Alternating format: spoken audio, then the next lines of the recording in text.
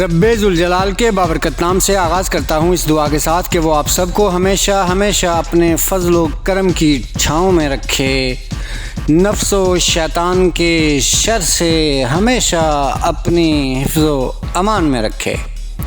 آج کی ویڈیو کے لیے ایک عجیب سبق آموز تمثیلی واقعہ پیش خدمت ہے۔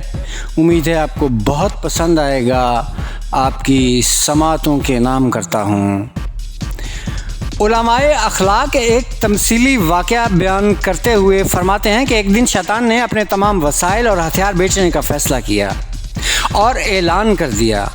بہت سے لوگ جمع ہو گئے۔ شیطان نے اپنے تمام ہتھیار مثلاً غرور، انا پرستی، حسد، غضب، شہرت طلبی، منافقت وغیرہ آگے رکھے ہوئے تھے اور ان کی قیمتیں بھی سامنے رکھی ہوئی تھیں۔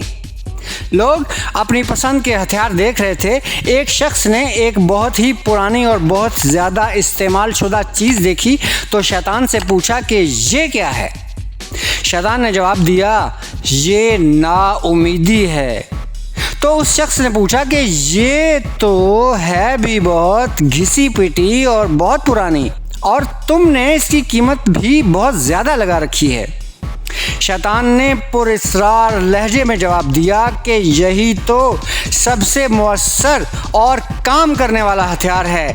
اس شخص نے کہا کہ وہ کیسے؟ شیطان نے جواب دیا کہ جب میرے سب ہتھیار کام کرنا چھوڑ دیتے ہیں تو میں اسی نا امیدی سے انسانوں کے دل میں رخ نہ ڈالتا ہوں اور پھر جو کرنا چاہتا ہوں کر لیتا ہوں۔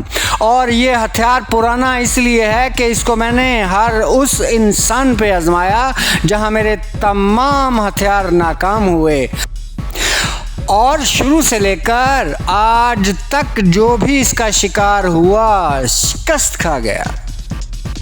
امیر المؤمنین حضرت علی المرتضیٰ علیہ السلام نے ارشاد فرمایا، اعظم البلاء انقطاع الرجاء، سب سے بڑی مصیبت امیدوں کا ٹوٹ جانا ہے۔